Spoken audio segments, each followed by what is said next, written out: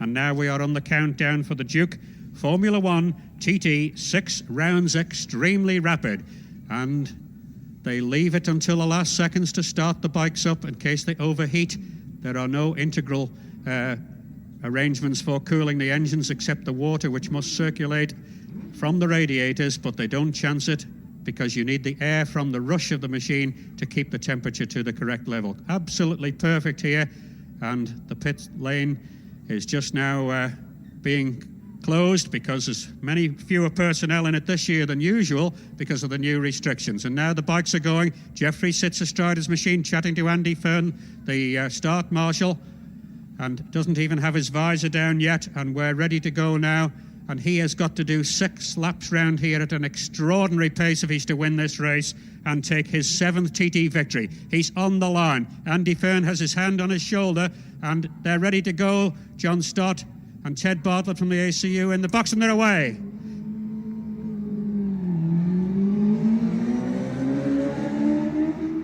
Settles to his task, and he's Moody. Watch this, he'll really go.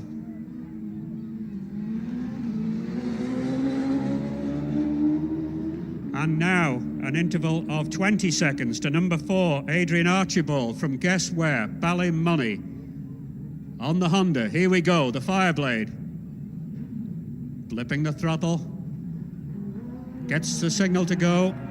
Bites the tyre down, and a big cheer for him. Front wheel well up on the air. As we turn now to number 5, my man in the sweep in the press office, John McGuinness. Into second at about 75 miles an hour, and into third now. Now Jason Griffiths, number 6. I notice they're all letting the revs just drop a bit, and then that's as they dump the clutch, of course, and get fully onto the throttle. Now number 7, 50th birthday boy, Nick Jeffries. A really good wheelie there, but nothing to an old trials and motocross man. And Ian Duffus on the second Yamaha, number 8. And the second of the Hector Neal Suzuki's, Ian Locker at number 9.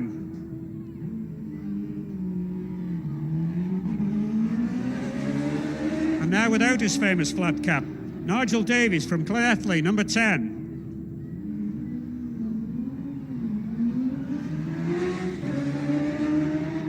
And all that adrenaline, all pumping like mad. 11, Jim Hudson from Wigan. Is he under peer pressure? And number 12, Gordon Blackley from RAF Lynham occasionally. Neat start, clutch start of course, not a bump start here.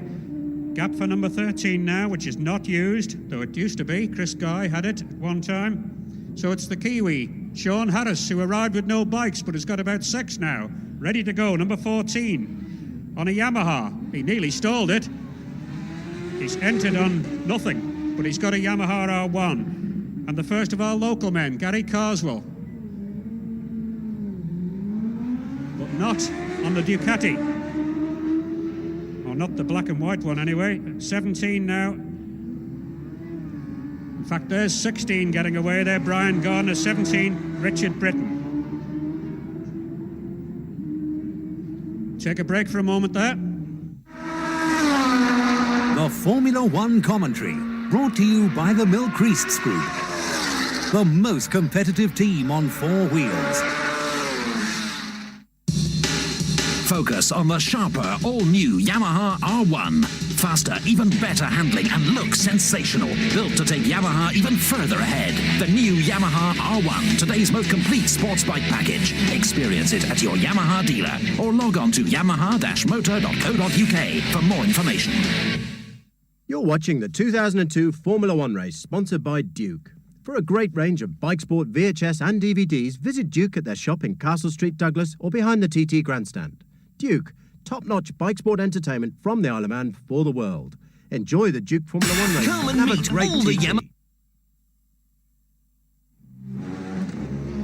Well, we're still starting here. We've seen the others go off. Brian Gardner, Richard Britton, Chris Heath, Bruce Anstey, Ronnie Smith, Paul Hunt, John Barton, and there's Milky Quail away, number 23. 24's a non-starter, Dennis Winterbottom. Steve Linsdell is next, and that's number 25. Waits his turn.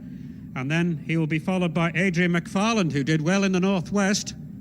Slightly in the shadow for the Irish contingent, but he certainly acquitted himself well there. And these big four-strokes are taking a bit of getting going off the line, I noticed today. They don't seem to have quite the shout that they usually do.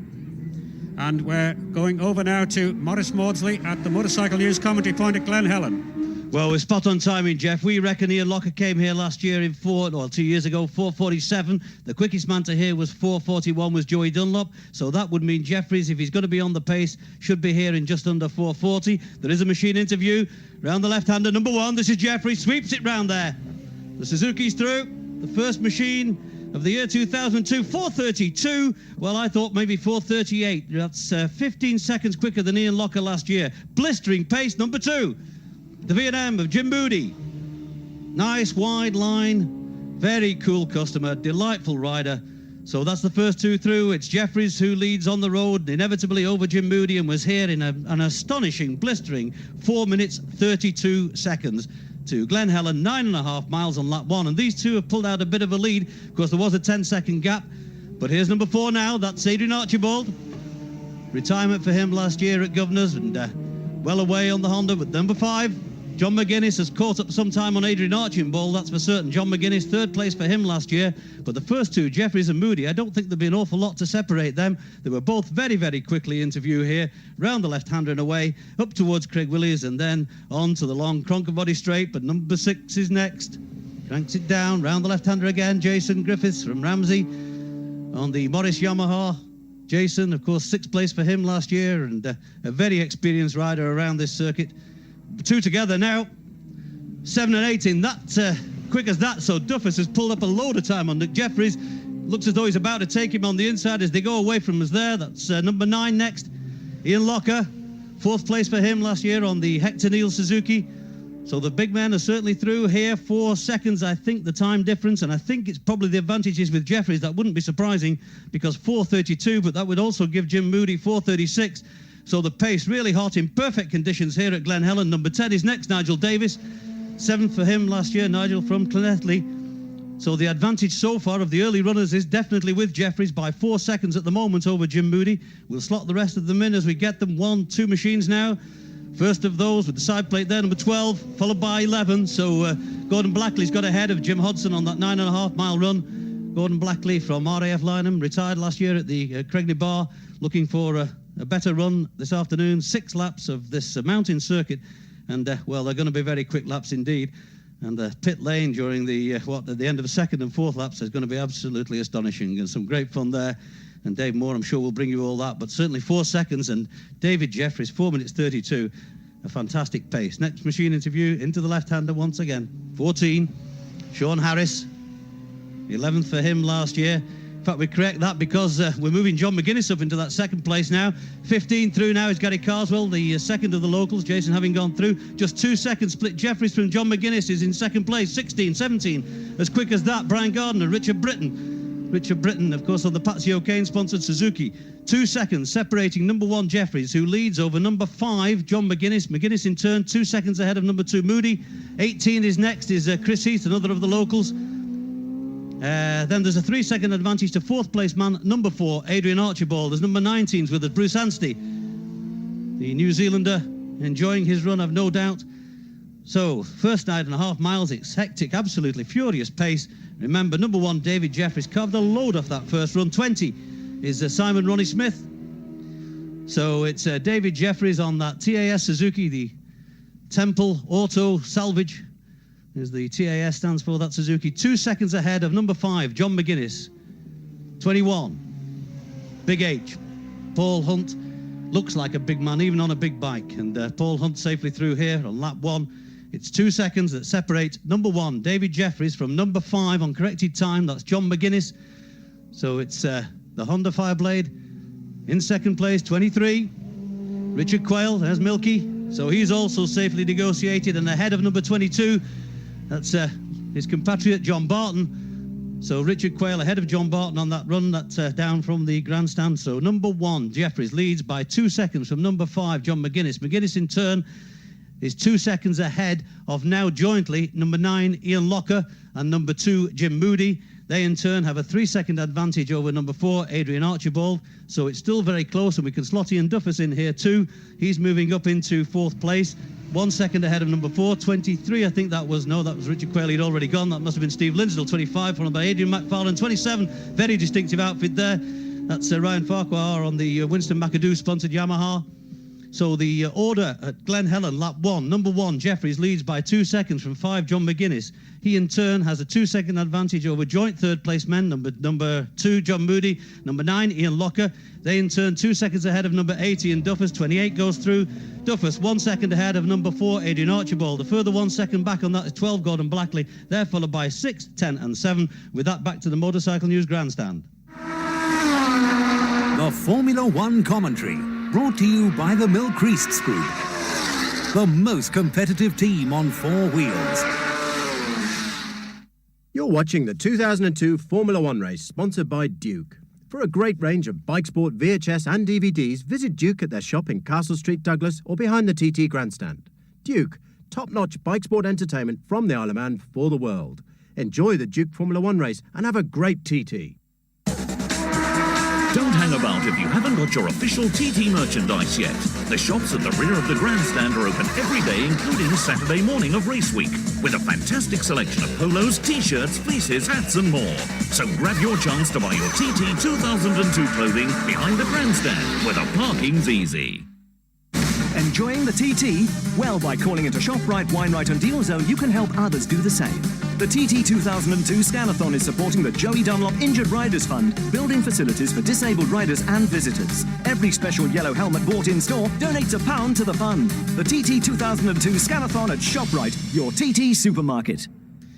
Well, just the final few starters getting away from here now, but number 42, 43 and 48 are additional non-starters. Gary Linham, Sean Brown and a rider who had withdrawn earlier on. The next to go here is number 69, and that is Paul Owen. But already the bikes will be getting close to Ramsey Hairpin. Just over 11 minutes on the clock. It is extraordinary. To make sure that we don't miss them, let's go over to George McCann at the Motorcycle News Point there.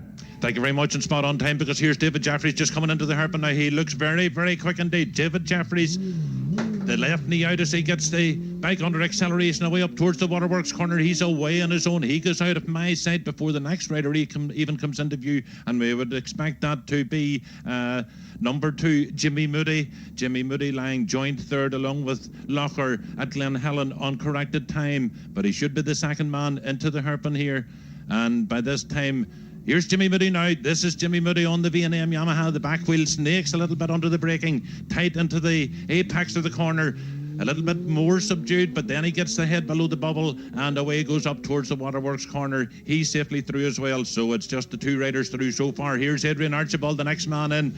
Adrian Archibald on the Red Bull Honda, and right in behind him then is number 5, the second of the machines there. Takes a tear off away. That was John McGuinness, number 5, chasing hard after Adrian Archibald. So I would say that fairly safely saying that McGuinness is ahead on corrected time of Adrian Archibald. And Pat working feverishly beside me here to see what the corrected times bring up at the moment. Is Jeffries and McGuinness 7 seconds down on Jeffries at the moment. That's all we have at the moment. There is number 6, the local guy. That's Jason Griffiths on the Morris Holdings machine, and he's safely away up towards the Waterworks bends. Another red and yellow machine. This has to be Ian Duffus on the second of the V&M machines. Duffus goes through. In behind him then is Ian Locher on the TAS Suzuki. Locher goes through. Then it's number 7. That's Nick Jeffries, birthday boy, 50 years old today. Nick Jeffries. So how many riders have we through? Another bit of scribbling is down in front of me here. It's 7 seconds, Jeffries from McGuinness at the moment. 5 seconds further adrift, it's Locher in 3rd position. Then in 4th place, it's Archibald, and Archibald is 2 seconds behind Locher. Next man in view then, number 10. Number 10 is Nigel Davis. The bright yellow machine of Nigel Davis heads up towards the Waterworks But the top four then is Jeffries, McGuinness, Locher, Archibald, Moody, perhaps going into 5th position, but there's number 12, Gordon Blackley. Gordon Blackley can ride on the roads, he can ride on the circuits across on the mainland as well, with good effect.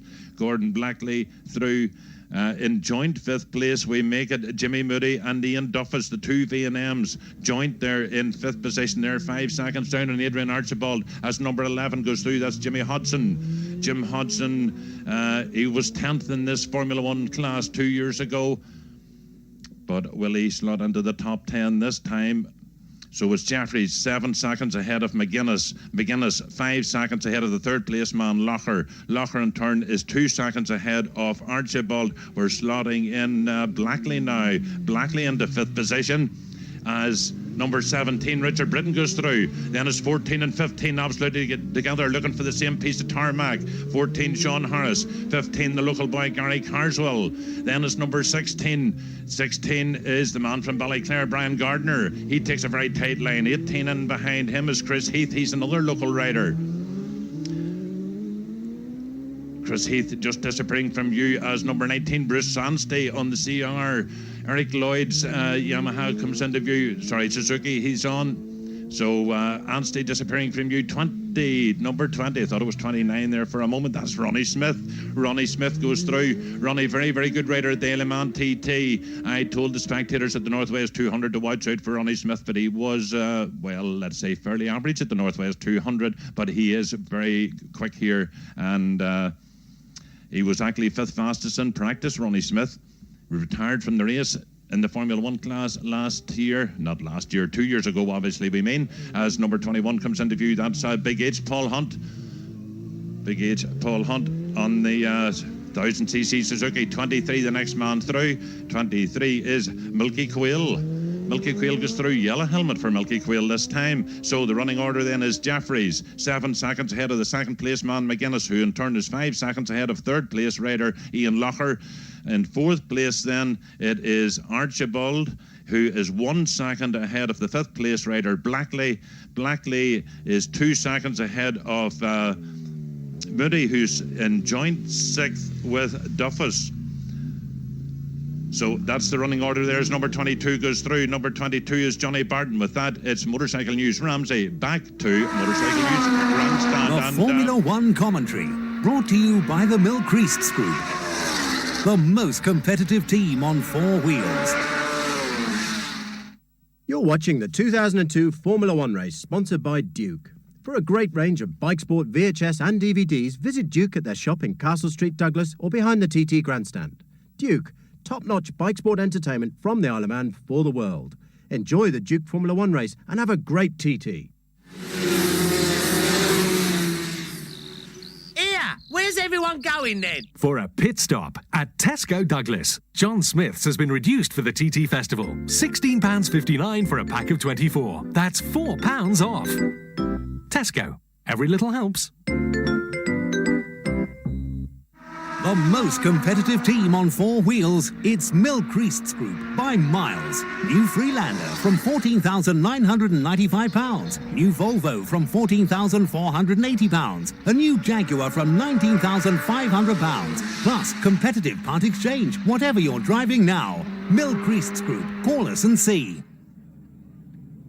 And we're waiting now for the first man at the end of the first lap. And the light is on at Crunknamona for number 1, David Jeffries, and it's only 17 and a half minutes since he left here. Last night he did 17:58, so if he's here in about 10 seconds, he's on the same pace. But this is a standing start, but I think last night's was also. David Jeffries 7 seconds ahead of McGuinness at Ramsey Hairpin. Locher 3rd, Archibald and Moody and Duffus. Jeffries on the Suzuki, McGuinness on the Honda, Locher Suzuki, Archibald Honda, Moody and Duffus on Yamahas. Just coming up to 18 minutes now, and here he comes. What a speed!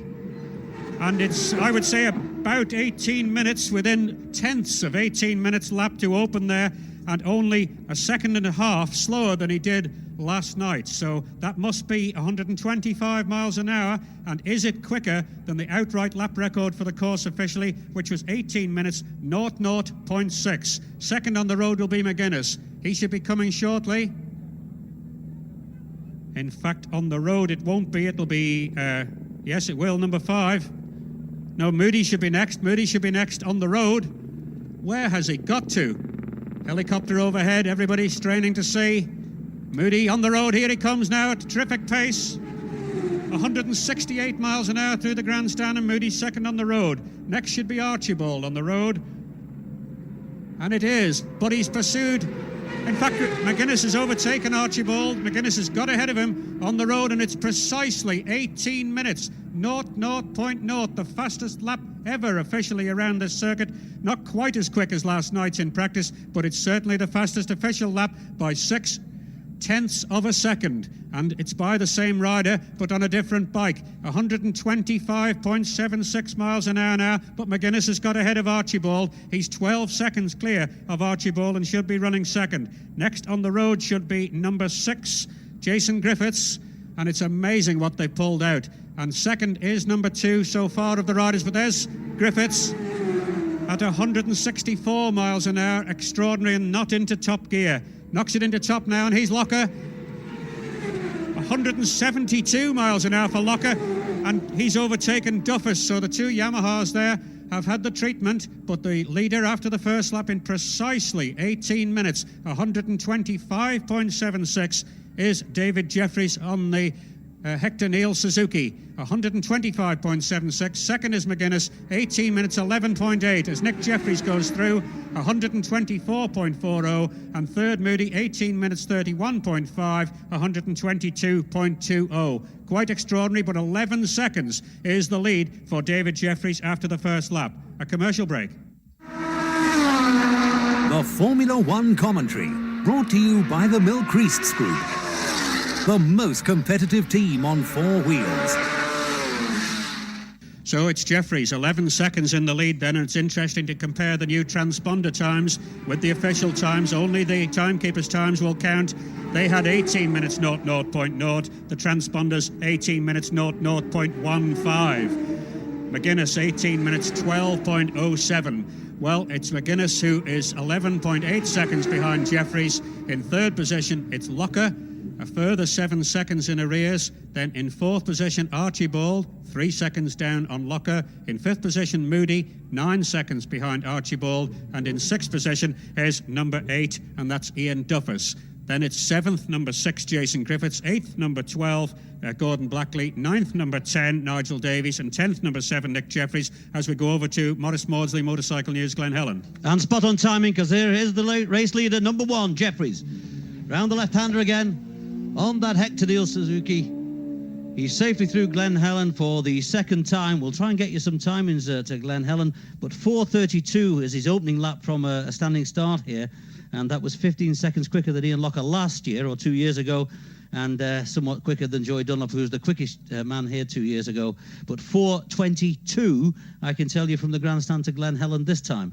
So that's 10 seconds on the flying lap, of course, quicker to Glen Helen on that 9.5 miles. And I can tell you that the lap Glen Helen to Glen Helen, 17 minutes 54 seconds. Glen Helen to Glen Helen on lap 1, 17 minutes 54 seconds. So could there be a sub 18-minute lap? Of course, they'll be slowing down presumably at the end of this lap. In fact, in a 6-lap race, we probably only have one genuine flying lap, and that would be the 6th and final lap. There's number 2, Jim Moody, the V&M. Beautifully prepared machine round that long left-hander, but there's 2 behind him, 5 and 4 in that order. So McGuinness and Adrian Archibald together. McGuinness, we know, had got ahead of Archibald, and he's now making inroads into Jim Moody, who's ahead of him on the road. It won't be long, I suspect, before McGuinness is going to be second on the road, with only Jeffries to chase. But McGuinness, 11.8 seconds there, the difference at the grandstand. Last time here it was 2 seconds, so 9 seconds or so, maybe a little bit more, pulled out by Jeffries from Glen Helen last time. But number 1, Jeffries leads. From those that have gone through, we've only had about 4 machines. 17 seconds now, the advantage for Jeffries over number 5, McGuinness. So that's a further 6 or 7 seconds pulled out in this 9.5-mile run. He's really on the pace. Number 6 is next. There's Jason. Followed by 9, Ian Locker. So Locker obviously well up on Jason there. Ian Locker, who was 4th last year. Jason, who was 6th.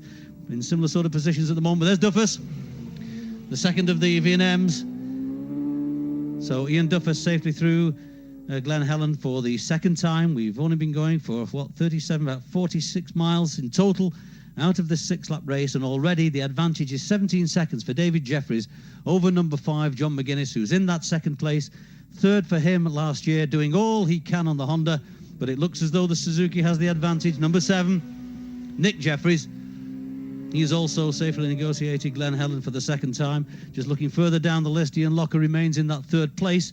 I think a position he held at the end of lap 1 when he was some 7 seconds down on number 5. He's now a further 3 seconds down on that. 10 seconds now. Number 5, John McGuinness in 2nd place, leads number 9, Ian Locker, who's in that 3rd place. 10 now, Nigel Davis.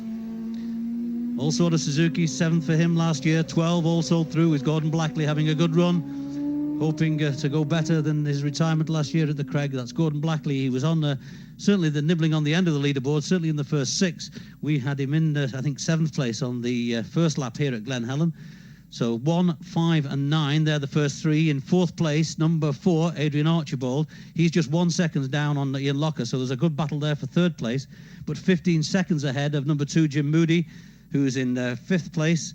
In 6th place, number 8, Ian Duffus. He's 1 second further back on number 2, Moody, but 8 seconds ahead of number 6, Jason. There's number 17, Richard Britton, followed by 11, I think that was. That's Jim Hudson, losing a bit of ground there because Richard Britton on the Patsy O'Kane Suzuki is safely through here and obviously ahead of him, not only on the road but on corrected time. But a tremendous advantage, 17 seconds in just a lap and 9 miles. Probably getting towards half a second a mile he's pulling out, and Jeffries flying, absolutely flying, clear roads, goes perfect conditions, and it'll be interesting to see what the lap speed is at the end of this lap. 18 next, another of the locals, Chris Heath, followed by 14 and 19, pretty quick. Bruce Anstey there, and 20 just behind him, Simon Smith. So Ronnie Smith has pulled some time back on Bruce Anstey. 16, Brian Gardner, 9th for him last year, but losing a bit of ground, I suspect. Number 17, we mentioned Richard Britton. We could slot him actually up into 7th place, just behind Ian Duffus. But it's number 1 who continues to lead Jeffries by an extended advantage. 17 seconds over number 5, John McGuinness. McGuinness in turn 10 seconds ahead of number 9, Locker, who's in 3rd place, but only just in 3rd place, 1 second ahead of number 4. That's Adrian Archibald. Archibald in turn 15 seconds up on number 2, Jim Moody. Moody is in 5th place, 1 second ahead of joint 6th place men. We have now 8 and 17. Number 8 is Ian Duffus. Number 17 is Richard Britton. They're followed by 6 and 12. With that, back to the Motorcycle News Grandstand. So it's Jeffries 17 seconds in the lead then at Glen Helen, and they're already on their way to Ramsey in a big hurry. Is it going to be an outright lap record despite having to slow for the refueling stops this time? Jeffries on the Suzuki, McGuinness on the Honda, Locker on the Suzuki, then Archibald, Moody, Duffus, Britton and Griffiths. Well, it's a terrific pace, all right, but will it be an outright lap record, even including the fact that this is the Formula One restricted event rather than the senior, where it came for David Jeffries the last time? Certainly it's going to be a Formula One record as we hear the bikes, metaphorically speaking anyway, coming up towards the Motorcycle News commentary point at the hairpin and George McCann. Yes, and this is going to be pit stops this time. Here's David Jeffries right on cue as he comes into Ramsey Hairpin on lap number 2 on the TAS Suzuki. Nice and cleanly away for Jeffries there as he heads up towards the Waterworks and Gooseneck on the 2nd lap. So it's going to be all go down in pit lane for Dave Moore at the end of this lap. Surely these guys will all be coming in for refueling and perhaps a change of tyres at the end of the 2nd lap. Jeffries, he must be heading up very close to the Gooseneck now, and still nobody in the sight. The road is very, very quiet. A lot more spectators here than there was at the first lap. A lot more people have gathered here since the beginning of the race. The sun has come out just rather hazily, I think, at the moment. But at least the sun is shining, so it'll bring a little bit of warmth to the spectators, and hope it's not too breezy up on the mountain for the riders there and the spectators. 17 minutes 48 seconds, Pat tells me, from Ramsey to Ramsey. 17 minutes 48 for DJ on his 2nd lap. So that's even faster again. Here's numbers 5 and 4. That's McGuinness and Archibald, both together, both cleanly away. Get the head behind the bubble, no problems there for those two guys. Jimmy Moody's in behind them then. He slipped back behind them on the roads. Jimmy Moody, number 2 on the V&M Yamaha, the 4th man through. So what's the running order going to be this time? Well, I think no doubt about it, it's still going to be Jeffries in the lead. It was 17 seconds over McGuinness at Glen Helen at the 2nd time through there. Is it going to be even more than 17 seconds? It is. It's another 9 seconds on it. It's 26 seconds. Jeffries has up an advantage now over, I would assume it has to be still McGuinness in second position. McGuinness still in that second position by 26 seconds down on Jeffries at Ramsey as they head for their first pit stop. Another rider coming into view, 2 riders. It's Ian Locher now. Ian Locher just ahead of Jason Griffiths. Locher just took it a little bit wide and Griffiths followed him around on a very identical line there. It's Locher from Griffiths as they head up the hill away from us. But it's 26 seconds. Jeffries has of an advantage to John McGuinness. It was 17 minutes, 48 seconds from Ramsey to Ramsey. The back wheel weaves there from side to side of number 8, the second of the V&M machines of Ian Duffus, the Scottish rider. Ian coming from Glen Ross in Fifeshire. He gets the head behind the bubble and away he goes up towards the waterworks. So we'll see where he slots in. He was in the top 6. Yes, he was level actually with Richard Britton at Glen Helen second time round. But we have to wait for number 17, Britton, to appear here yet. He wouldn't be due yet as number 7 does appear. That's Nick Jeffries. Did I detect just a puff of smoke there from the exhaust pipe of Jeffries just as he was mid-corner? Ian Archibald's now in 3rd place. Archibald's in 3rd place. He's 10 seconds down on McGuinness. Then 4th place is Locher, 3 seconds down on Archibald. As number 10 goes through, that's Nigel Davis. Then it's Gordon Blackley, number 12. Gordon Blackley. And he should be slotting up into the top 7 or 8 as well. But Nigel Davis, his last win here in the Isle of Man was 9 years ago, actually, when he won the Senior Manx Grand Prix. 39-year-old Cap Davies now, very, very experienced round the TT circuit. We can now slot number 2, Jim Moody, into 5th position, 21 seconds down on Locher. So just recapping then is Jeffries, 26 seconds ahead of McGuinness, who's 10 seconds ahead of Archibald in 3rd place. There's Richard Britton just in the mid-corner now, number 17, Richard Britton from Enniskillen. Throws another tear-off away as he heads up towards the Waterworks corner, so we'll try and slot him in. He was level with, it was actually Duffus that he was level with at Glen Helen, so we'll see where he slots in now, and we slot him into 6th place provisionally at the moment as number 11, Jim Hudson, comes through. So Richard Britton at 2 seconds down on Moody. 2 seconds only down on Moody. So it's Jeffries, 26 seconds ahead of McGuinness, who's 10 seconds ahead of Archibald. He's in 3rd position. He's 3 seconds ahead of Locher, who's 21 seconds ahead of Moody, who's 2 seconds ahead of Britton. Bruce Anstey goes through, number 20 and number 18. Number 20 is Ronnie Smith, number 18 is Chris Heath. With that, back to the grandstand. And now for a summary of the positions so far in German, here's Peter Vorderman. Dankeschön, Jeff. Bei Start und Ziel war David Jeffries jetzt gerade eben 11,8 Sekunden vor Start Nummer 5, John McGuinness. Ein neuer Rundenrekord, wie es zu erwarten stand. Genau 18 Minuten auf die Sekunde genau. In 3. Position Start Nummer 9, Ian Locher. Bei Ramsey Hairpin sah das Ganze schon wieder anders aus. Da hatte Jeffries bereits 26 Sekunden Vorsprung vor Start Nummer 5, John McGuinness. Dahinter Adrian Archibald. Und damit zurück an Geoff Kennel, bitte. The light is on at Crunknamona for the second lap for David Jeffries, 26 seconds in the lead, and the other riders still going through here at the end of their first lap. McGuinness then, Archibald, Locher, Moody and Britton is the order as they come in for the refuelling stops. And of course it does look as if Jeffries may be able to come in and get going again even before the second man on the road has arrived. But it won't be too long now. He's at Governor's Bridge and coming herring along the Glencrutchy Road, and here he is, down to Dave Moore. Yes, thanks, Jeff. Anticipation is high here. The team are ready as Jeffries comes into the stop box now. He stops and he's away. He's got to watch that clutch, remember. And he's in.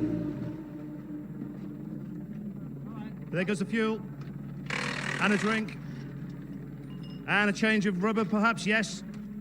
That is warm down on the left-hand side and a big mark down the middle, as you'd expect. Fresh rubber goes on. Probably 30 seconds on him now. So the message goes through to Jeffries that he's got... 52 that lap, so you're rocking on, lad. So I think we all heard that Jeffries is rocking on, and by gum, isn't he rocking?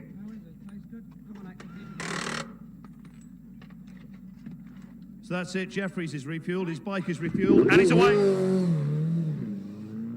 There we go, Jeffries, and not another machine in sight.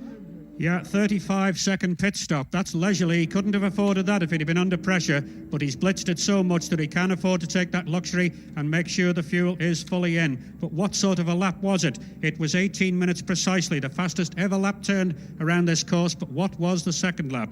We'll know that very shortly. It looks about 17:52 from our reckoning, as into the pits now comes number 5, McGuinness. Dave.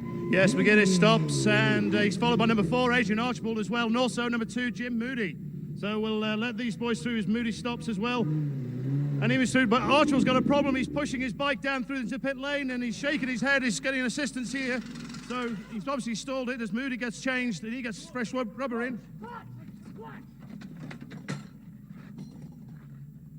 Yes, so it's all good. I don't know what's going on with Archibald. We'll try and sneak down there, but certainly Jim Moody looks as if he's getting refueled. There's Archibald as well. He's getting going, and here's McGuinness.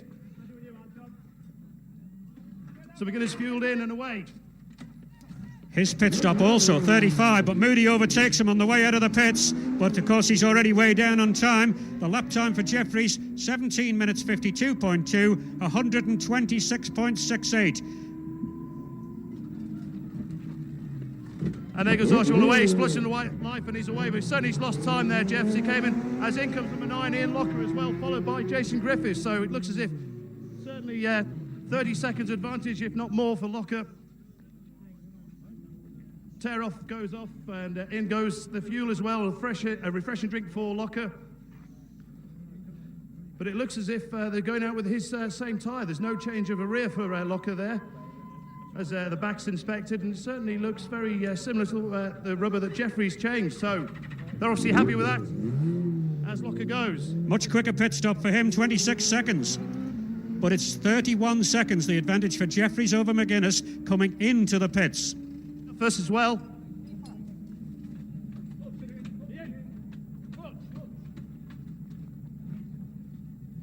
He gets fresh rubber, so it's fresh rubber for Duffus. He gets fueled up. No other bikes in sight, and that goes. Locker rolls off into the distance there.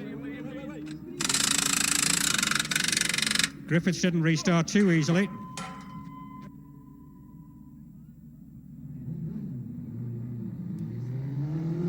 And it's Duffus away, and he's the next one. Cap Davies coming in, Dave. Yes, Cap Davis is coming in, and he makes his way, his pit board's down, and also he's followed very closely there by number 12. That's Gordon Blackley. He swerves in and stops as we look down, and he comes in. Certainly of all the bikes that have come in, Archibald's has been the one that's had the bigger problem as he came in. They're way down the pit lane, so maybe you've got some of the times for us there, Jeff, on the pit stops. Well, they are prior to the pit stops, of course. 17:52.2 for Jeffries, leading by 31 seconds. Archibald in third position, and he's 14 seconds down on McGuinness. In fourth position, Locker, just 2 seconds adrift of Archibald.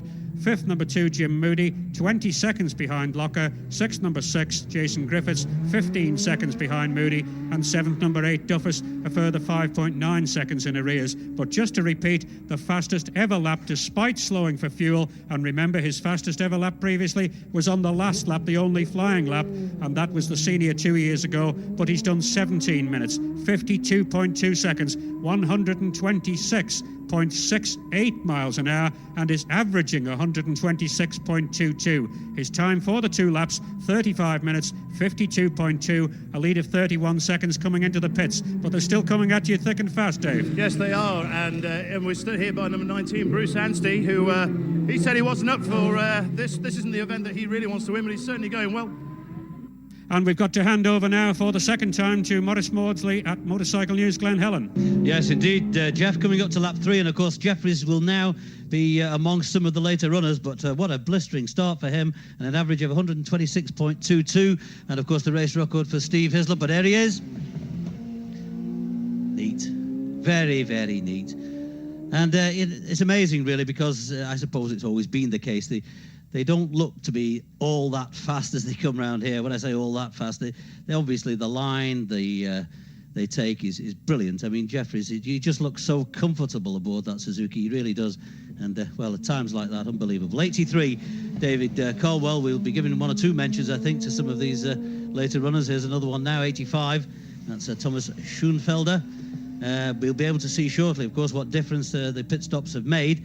Fairly leisurely pit stop, we anticipated, by number 1 Jeffries there. I think it was timed by Jeff at around 35 seconds. Problems, obviously, for Archibald, so that'll make some differences, because Archibald was holding on to that third place as they came into the pits. And as we've already mentioned, both I and Jeff, there's only one flying lap, but what sort of a lead will Jeffries have by then? And, of course, if it's tremendous, then maybe there won't be the need to push that 6 laps all that much. But a fantastic performance, 17 minutes, 52.2, 126.68, a sub-18-minute lap in glorious conditions here on the Isle of Man. Certainly superb out here at Glen Helen. Just a very slight breeze at the moment. Probably a little bit of buffeting up the mountain, but there's 2 and 5 together. So as they left, I think the pits, Moody had got the edge on McGuinness, but it won't be long, I'm sure, before McGuinness is back ahead of Jim Moody on the road, and will still be holding on to that second place. But they're circulating together at the moment. Great entertainment. Number 4, Adrian Archibald. He retired at Governors last year. Obviously had a little bit of a problem in the pit, but he's going well enough now, but obviously behind John McGuinness. But he could be quite tight on the pace there with Moody. But we wait for Locker, of course, who's another one who's already pitted. Most of them appear to be changing tyres. There's 88. The last man on the list, Mark Perry, a New Zealander. An international field here for this Formula 1. And it's 1 Jeffries who leads on corrected time. It was 31 seconds as they went into the pit over number 5, John McGuinness. But here's Locker. On the Suzuki again, Ian Locker. 4th for him last year, and well, the 2 Suzuki's going well. None better than number 1, David Jeffries. We've not approached half distance yet. They will at the end of this lap, but it's Jeffries who leads from number 5 still. That's John McGuinness, but the advantage 39 seconds, despite the relatively leisurely pit stop. 6 is through. Jason Griffiths going well on the Morris Yamaha. Jason on the way to Ramsey, the place where he lives, of course. 1, 5 and 9. Locker still in that 3rd place now, ahead of number 4, Adrian Archibald, who obviously had a little bit of difficulty in the pits, but 39 seconds the advantage for Jeffries. There's Duffus, number 8,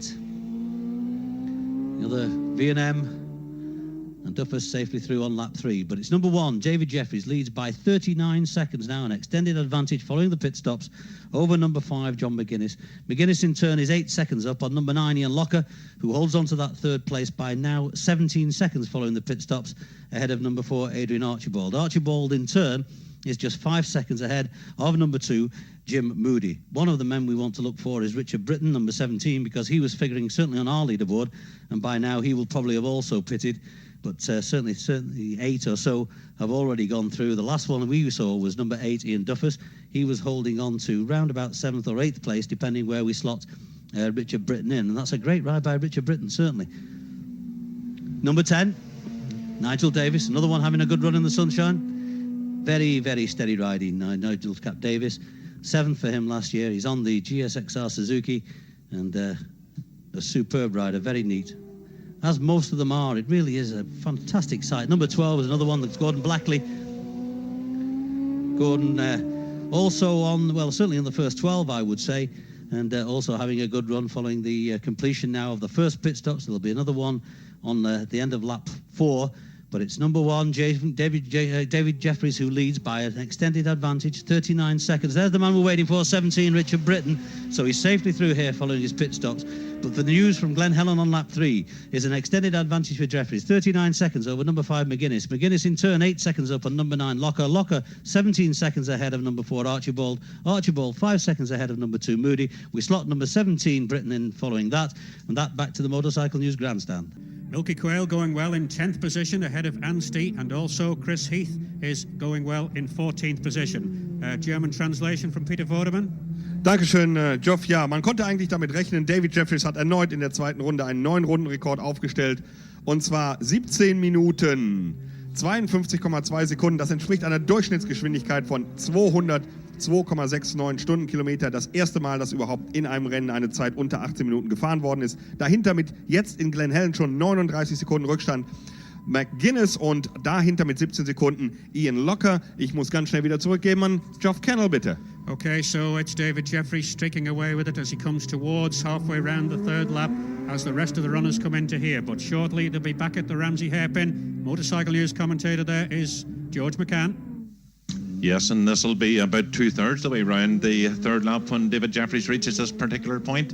Incidentally, all the Irish guys seem to be going pretty well at the moment. Certainly Victor Gilmour's going well, but here's DJ right in behind the rider. He's getting a little bit boxed in there. He nips up the inside, gets cleanly away. So already he's catching up with some of the midfield runners. Number 77 comes through and behind him there. That's Michael King on a 750 Suzuki. Michael King, a Kiwi. Number 87 then already one lap down on DJ as he goes through. Number 87 is George Spence on an R1, 74 in behind him then is a Wade Boyd, the colourful American. But there is a traffic scrap going on for the lower leaderboard positions between 17 Richard Britton and 8 Ian Duffus and number 6 Jason Griffiths. They seem to be chopping and changing their positions there, lying roughly 6th, 7th and 8th, and we'll try and get a tab on those three riders, especially when they come through Ramsey Herpin this time, but certainly 39 seconds the advantage at Glen Helen for DJ over John McGuinness, stretching the lead all the time. So what's it going to be? I think we can safely assume it'll be over 40 seconds by the time John McGuinness arrives here. And will it be him or Jimmy Moody second on the roads when they arrive here? They were just almost together at Glen Helen. As some of the other midfield runners goes through, that was number 82 and 80. Number 80 is Darren Turner. Number 82 is Henrik Voigt, the German rider. And that number, there's the guy we're looking for. There's McGuinness coming through now. Number 5, McGuinness, and Jimmy Moody in behind him. McGuinness cleanly away. So is Jimmy Moody. He nips up the inside of that Australian guy. I forget his name now, but very, very easy to distinguish. He's a half between a tiger and a zebra, according to the leathers. Anyway, there is Adrian Archibald. He's cleanly through. Has a wee look behind him there, but no, he gets ahead behind the bubble and away he goes up towards the Waterworks corner. It's Jeffries by 47 seconds now over John McGuinness. So that's the only times you can give you at the moment. 47 seconds advantage to Jeffries over John McGuinness. Suzuki leading Honda at the minute. Number 85 and 83 come through. That's Thomas Schoenfelder and number 83, David Caldwell. So it's 47 seconds. The Honda rider is behind the TAS Suzuki. There's the second of the TAS Suzuki. The brakes squeal there as he comes in. That was number 9, Ian Locher. He's safely away up towards the Waterworks corner. Number 9, Ian Locher. The brake squealing there as he applied the front brake with some tremendous pressure. Coming up into Ramsey Herpin. Locher 14 seconds down. He's in third position, but he's 14 seconds back on McGuinness, who is 47 seconds back on David Jeffries. So Hector and Philip Neal's guys lying first and third at the moment. Archibald slots into fourth place, 12 seconds back on Locher as number 6, Jason Griffiths, goes through. Jason Griffiths, he may well come into the reckoning in the top 6. We'll just have to wait and see where number 17, Richard Britton, will slot in, and Patsy O'Kane's Suzuki. Moody slotting into 5th position, 6 seconds back on Archibald. Then there goes Duffus through. Duffus was rather slow there in mid-corner, but he gets the big V&M Yamaha wound up. That was Duffus. He's number 8 going through, so he is one of the guys we're looking for to see where he will actually slot in, somewhere between 6th and 8th positions. But it's Jeffries 47 seconds ahead of McGuinness. McGuinness 14 seconds ahead of Locher. Locher 12 seconds ahead of number 4 in 4th position. That's Adrian Archibald, and he's 6 seconds ahead of the 5th place man, number 2, Jimmy Moody. And we're waiting just to see who will slot into that last of the leaderboard positions as number 88, Mark Perry, comes through. Will we get the top 6 before we have to hand back? We may not. Pat's still working hard with the pencil here as number 10, Nigel Cap Davies, comes through, the 39-year-old Welshman. Still waiting to see if we can complete the leaderboard here. Will it be, in fact, number 17? Will it be number 8? The road goes quiet at the moment, and we're watching the clock and see if we can wait until we slot them in. Gordon Blackley goes through, but no, I don't think we're going to get the 6th place man here at Ramsey. Motorcycle News, Ramsey to Motorcycle News Grandstand. The Formula One commentary, brought to you by the Milcreasts Group, the most competitive team on 4 wheels.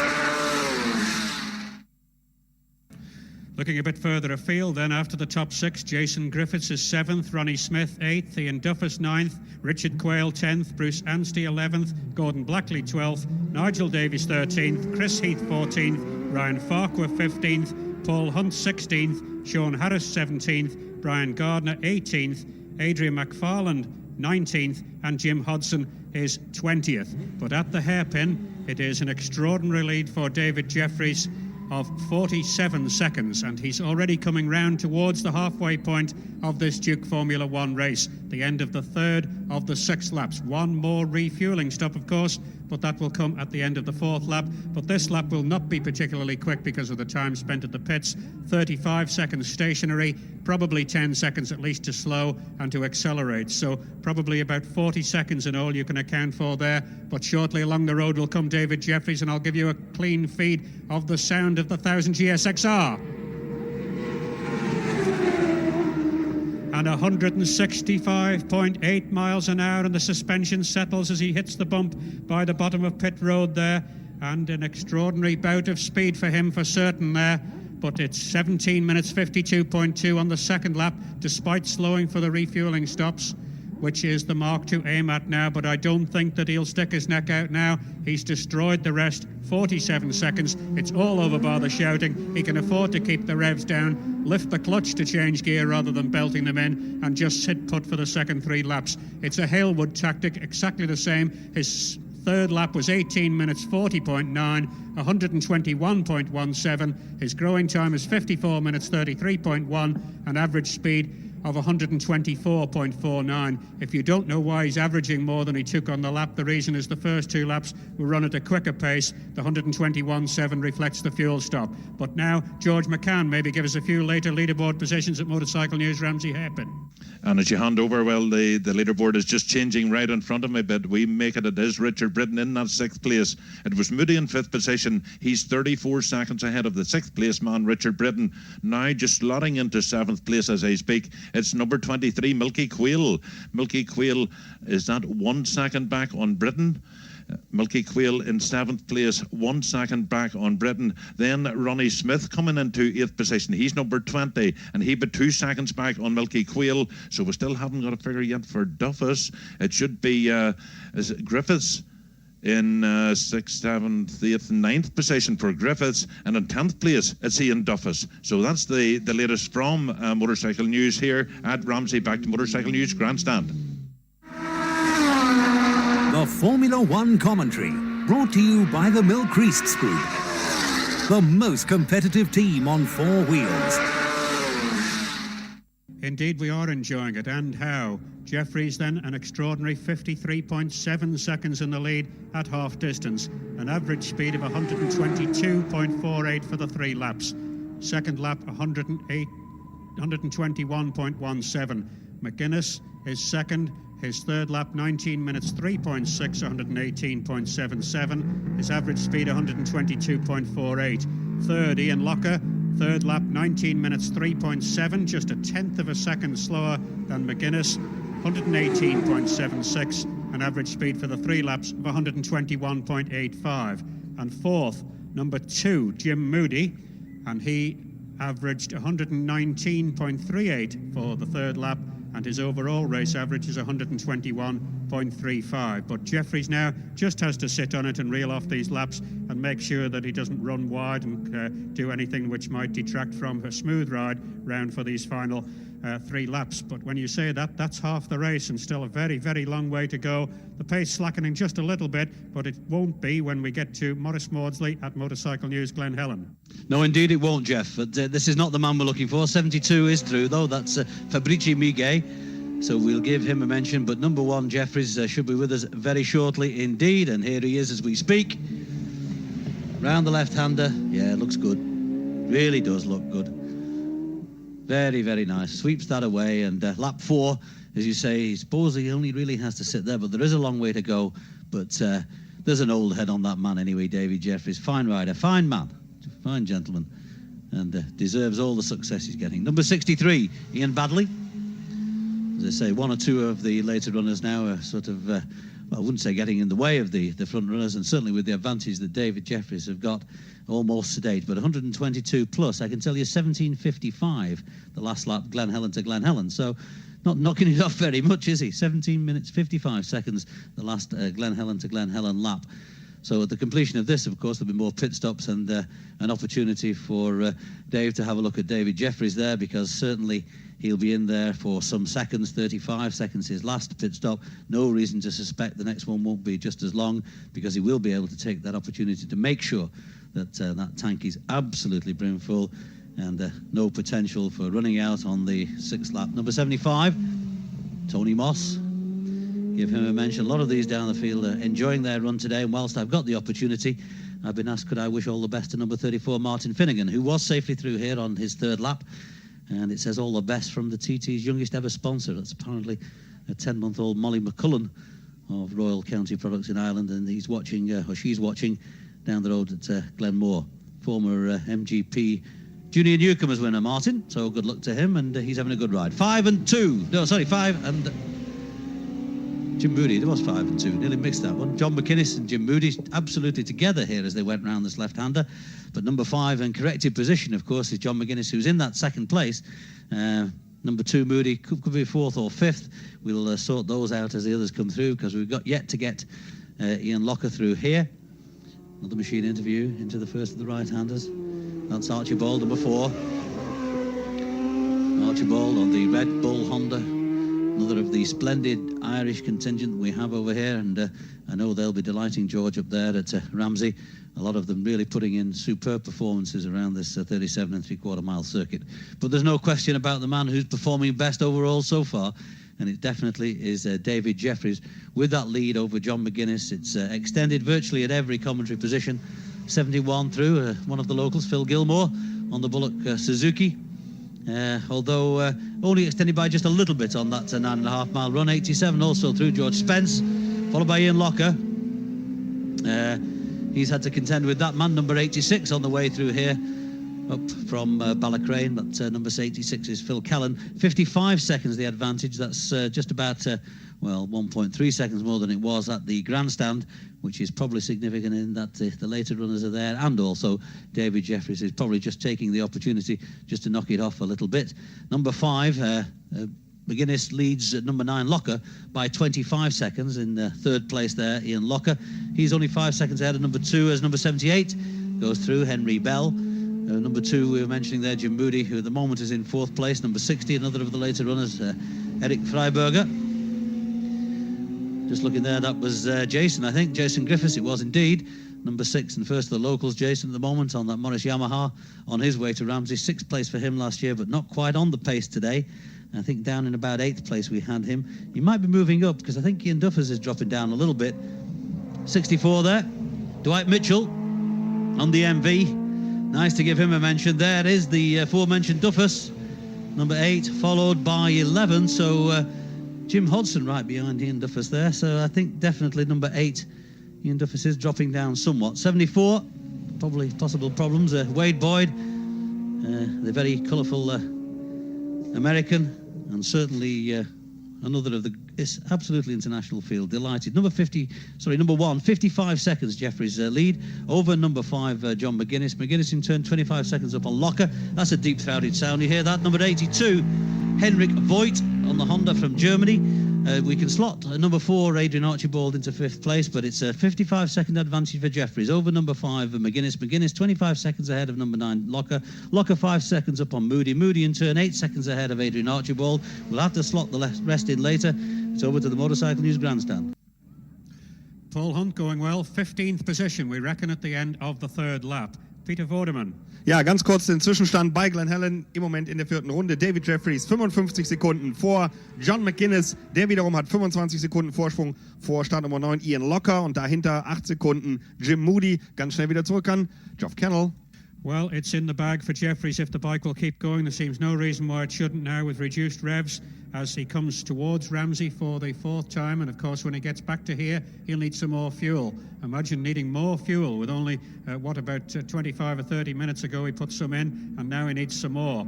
Well, if he didn't go so fast, he'd go further on it, but he certainly is tramping. But it looks as if that mark will be it now. 17:52.2, 126.68. But getting now almost back out to Motorcycle News, Ramsey Hairpin, George McCann.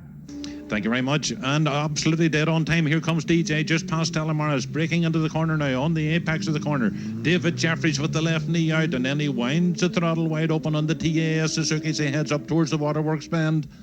And he's well out of sight now, and the road goes absolutely clear. Maybe that would give me the opportunity to wish Nigel Macaulay birthday greetings. That comes from your wife, Sandra, and of course, David and Caroline.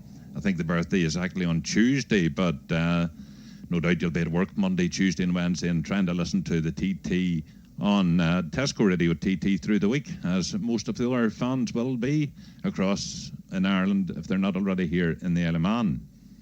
So David Jeffries way on his own. It was 55 seconds, the advantage for Jeffries at Glen Helen on the fourth lap.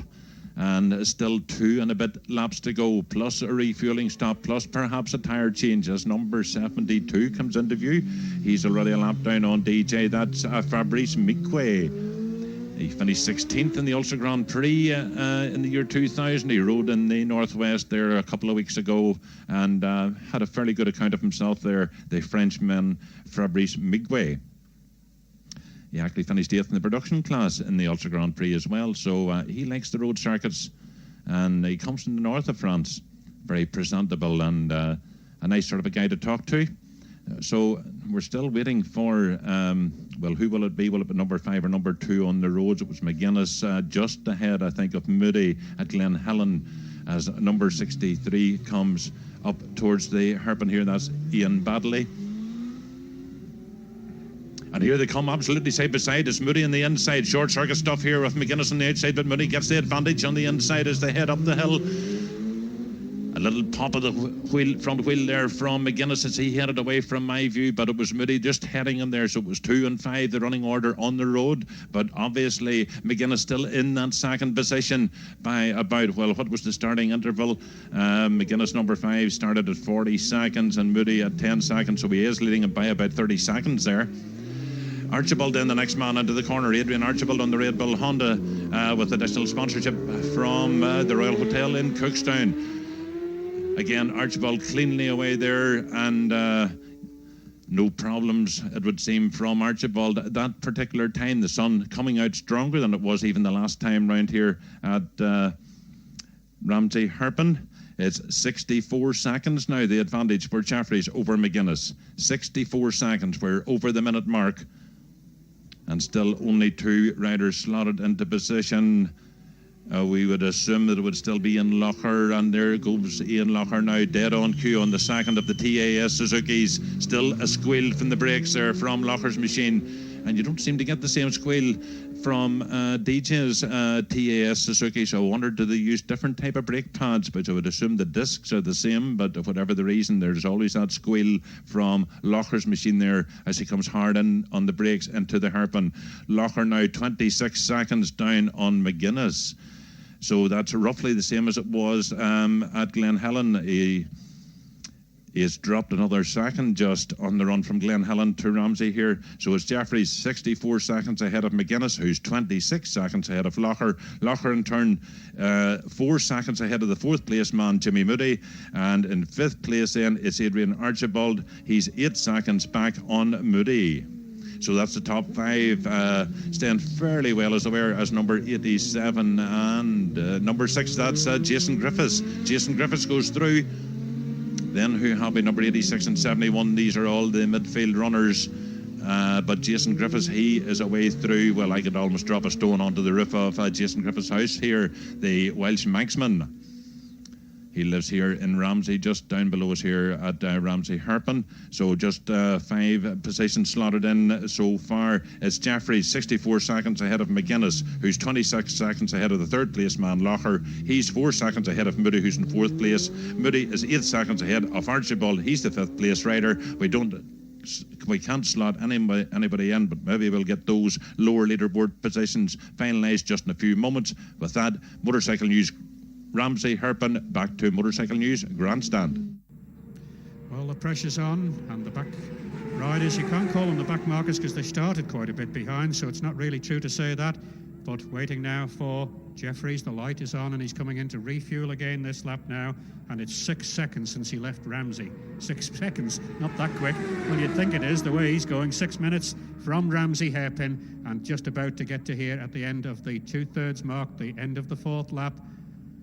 And the pit crews are awaiting. They daren't slip up here, but with 64 seconds, it's not really the big scrabble it might be if it was 6.4 seconds. 6:20 then, and Jeffries will shortly be coming down the Glencrutchery Road and will stop in the stop box and whip in. No sign of him as yet, although he's through Crumpnamona. Round Signpost, down Bedstead,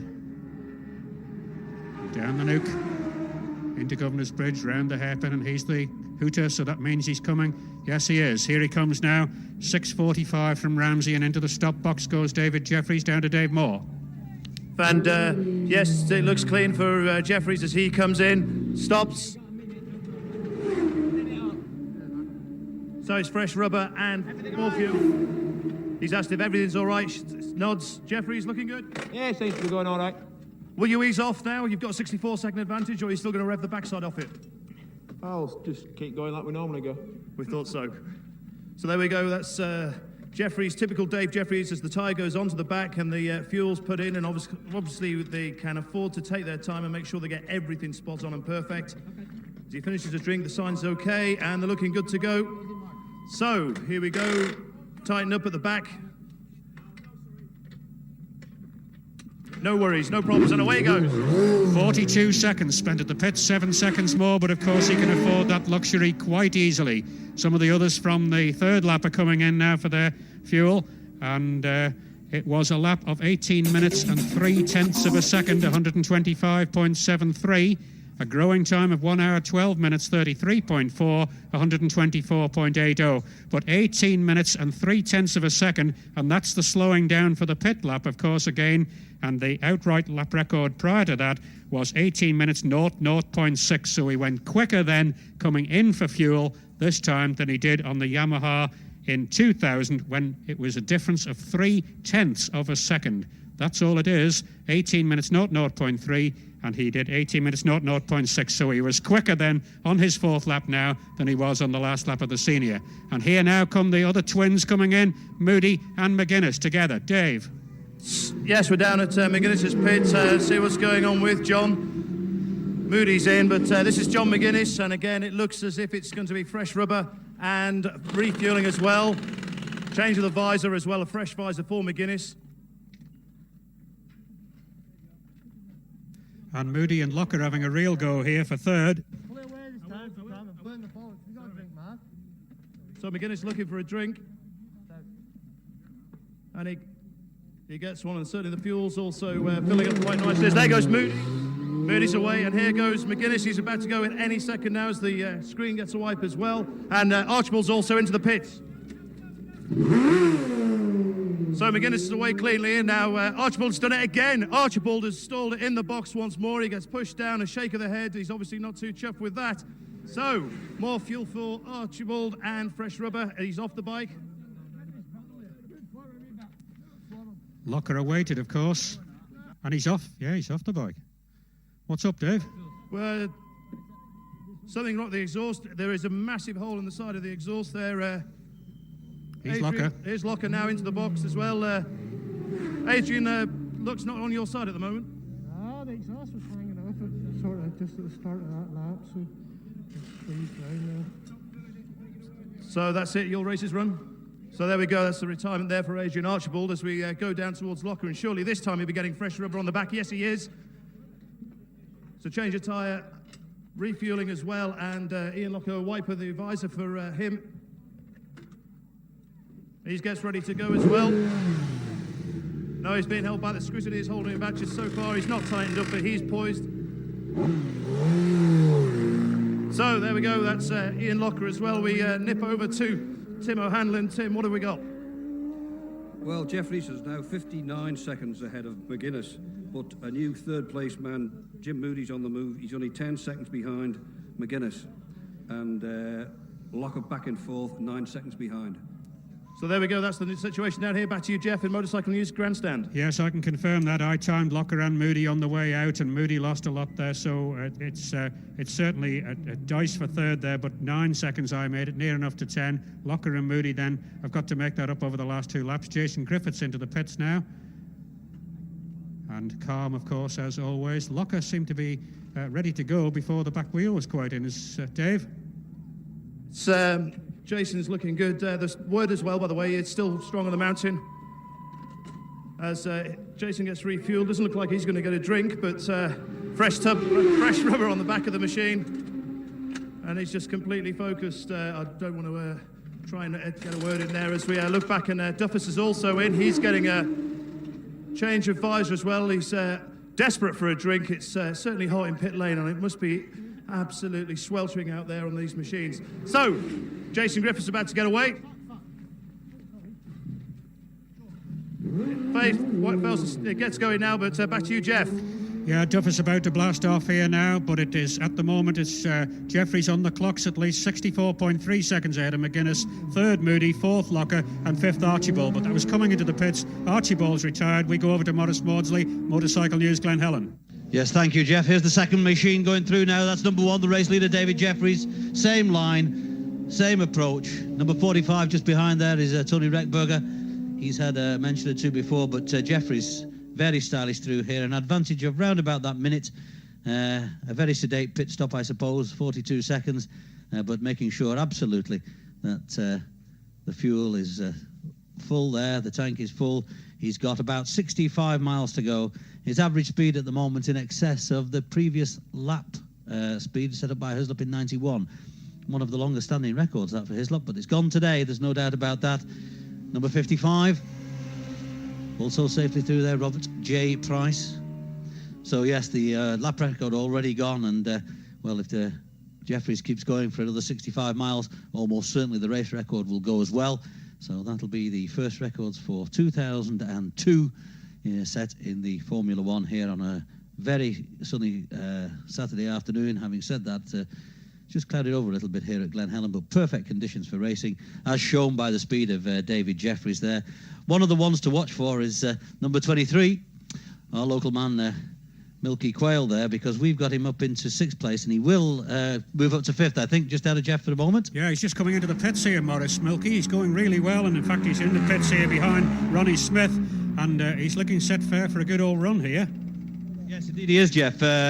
As I say, with the departure, I think, of Adrian Archibald there, he'll be up into 5th place. There's number 2, that's Jim Moody on the V&M, so he's safely through. Of course, the charge is on. There's 5. John McGuinness. Now, there was, I think 30 seconds between them on starting interval. So there could be still a battle for 2nd place, and there is, of course, a battle already for 3rd place. So despite the fact that David Jeffries is away with it, there's a lot to play for in these leaderboard positions. Obviously, number 5 still holding on that, John McGuinness. But it depends now whether Jim Moody, who's ahead of him on the road, can pull out another 20 or 30 seconds and nick that 2nd place. He's got a lap and 3/4, I suppose, to do that. 58 seconds the advantage here. Of course, that is following the pit stop, so it's not surprising that that has dropped a little, because 42 seconds we were told David Jeffries was in that pit. Problems here. Ronnie Smith set off carrying the rear wheel stand, still hanging on the bike, but luckily it fell off. Oh, good stuff there, Jeff. Here we go. Number 63 now. That's one of the later runners, as we say in Badley. We wait for Locker to come through. Number 2 already has gone through, of course, Jim Moody. He's in that 3rd place, and he's 25 seconds down on number 5, John McGuinness. So maybe not a lot he can do about that. 75. Through there is Tony Moss. So certainly settling into a pattern. We won't be able to get to number 23, Milky. There's number 9, there's Locker. On air on this transmission, I'm sure, but number 1 continues to lead Dave Jeffries. It's slightly reduced, but that's because of the pit stop, so I suspect that will begin to increase again by the time they get to Ramsey and back to the grandstand. Of course, it's all clear to the finish now for Jeffries. He's got probably a lap and a half to do and no more, but back to Jeff for a minute. Yeah, Nick Jeffries' bike being wheeled down the pit lane here, and also number 19, Bruce Anstey, so they're dropping a bit here. In the pits is 16, Brian Gardner. Richard Quayle are going well and up to a provisional 6th place, as you remark, but real big problems for Ronnie Smith. He had trouble getting the rear wheel in. He's Ryan Farquhar coming into the stop box now, so there's everything to go for the silver reps, and a lot of money to be won on this race, of course, as well. Indeed there is, Jeff, and it's important, these positions, that they say, despite the fact that number one, Jeffries, has got that advantage of round about the minute. As you say, there's plenty to play for not only the leaderboard positions, but even positions down the field, as you say, not just Ronnie, but also the replicas as well. But our position at the moment is that we have Jeffries 58 seconds ahead of number 5, John McGuinness. He in turn is 25 seconds up on number 2, Jim Moody. He's behind him on the road, and Jim Moody's got a lot to do, I think, to pull that 25 seconds back. But there's only 8 seconds separating Jim Moody and number 9, Ian Locker. So that is definitely a good battle for that third place. As I say, we believe that number 23, Richard Milky Bar Quayle, will be the man to slot into the next place. Just looking at one of the later runners, number 87, George Spence. As I say, I don't think we'll get Milky through, but we will post that time for you as soon as we get it. We'll just take this one through. That's number 6, Jason Griffiths. So it's a lead of 58 seconds for Jeffries over number 5 and McGuinness. McGuinness in turn 25 seconds up on number 2, Moody. Moody 8 seconds up on number 9, Locker. With that, back to the Motorcycle News Grandstand. Dave Moore is with Nick Jeffries.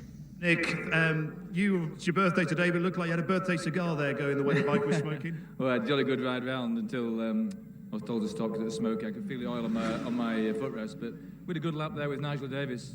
We're passing and repassing each other, and I thoroughly enjoyed that, and that would have been a good lap, but looks like Davy's doing the business, and that's the main thing. Quickly, conditions out there? Oh, absolutely perfect. Bit windy on the mountain, but no, spot-on conditions. Back to you, Jeff, in the Motorcycle News Grandstand. Okay, and for the German translation, Peter Vorderman. Danke, Jeff. Ja, nach Runde 4 sieht es folgendermaßen aus. David Jeffries hat immer noch eine gesunde Führung von 64,3 Sekunden vor John McGuinness. Der wiederum liegt 29,2 Sekunden vor mittlerweile Jim Moody, denn Adrian Archibald ist hier bei Start und Ziel ausgefallen. Also Jim Moody 1,7 Sekunden vor Ian Locker und damit wieder zurück an Geoff Kennel. And straight on to Maurice Maudsley at Glen Helen. Yes, indeed, Jeff, where Milky Bar's just gone through here. He wasn't that far behind number 17, Richard Britton. So on to Ramsey now. Yes, and just in time to get DJ through on lap number 5. So DJ safely on his way up towards the Waterworks bend.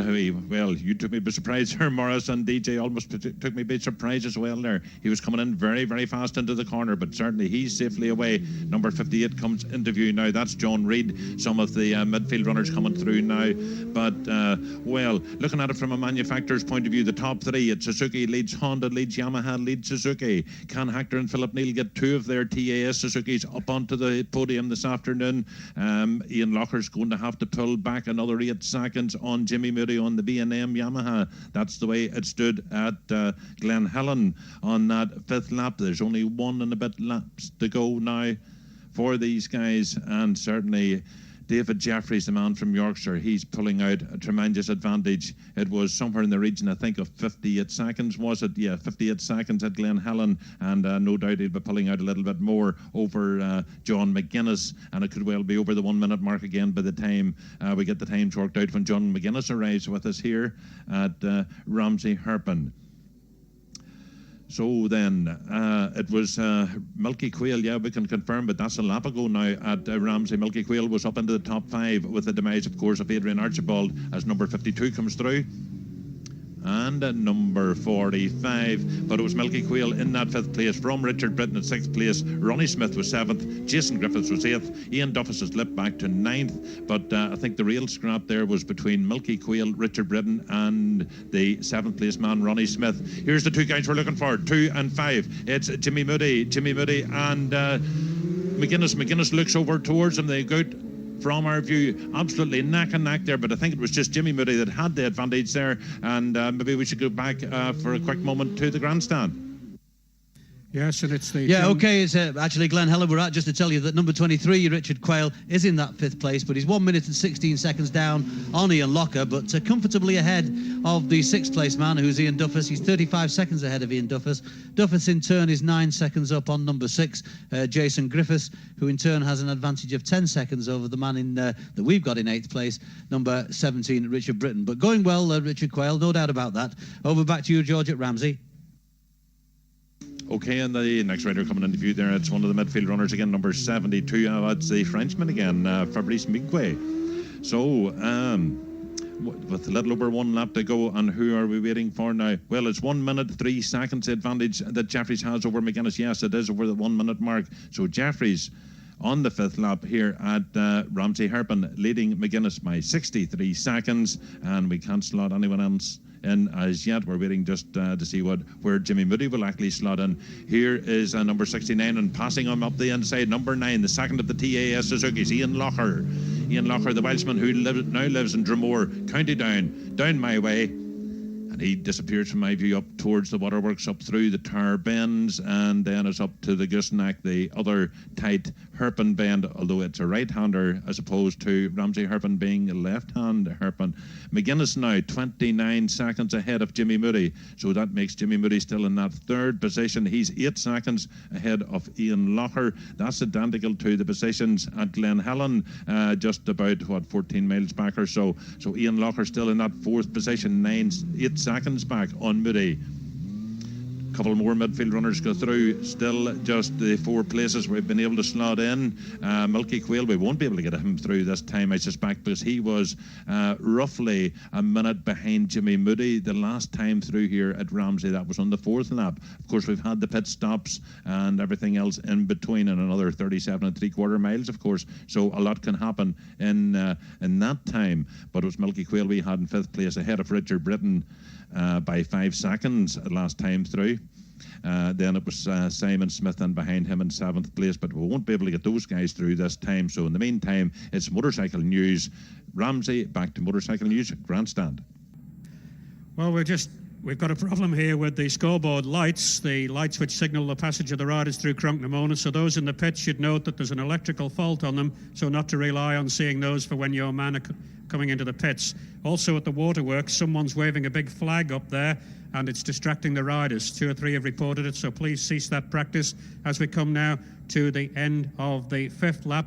And of course, this is the start of the flying lap, but I really don't think David Jeffries will stick his neck out and go for it as he did on the last lap of the senior 2 years ago. I've got a feeling he'll just throttle it back. 17.5 minutes it is on this lap now, and that, just to repeat that incredible lap earlier on, 17 minutes 52.2, 126.68. The fastest lap, of course, carries the John Williams Trophy, and that's in memory of John Williams, the Cheshireman who did so well on Suzuki. So is this the Suzuki win which has been sought since 1981 when Crosby did the business? The second Suzuki win. It certainly looks as if it's going to go that way, but will it be a Suzuki 1-2? Problems in the pits here for number 49, stuck in the middle of the road, Robert A. Price, and gets put to the side, but Jeffries going through.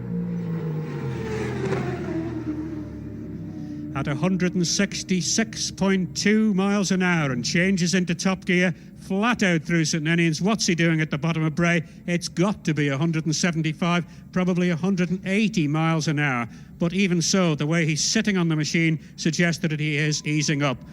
The others coming in for fuel are from the preceding lap, of course, but we'll get Jeffries' time for you in a moment for that 5th lap.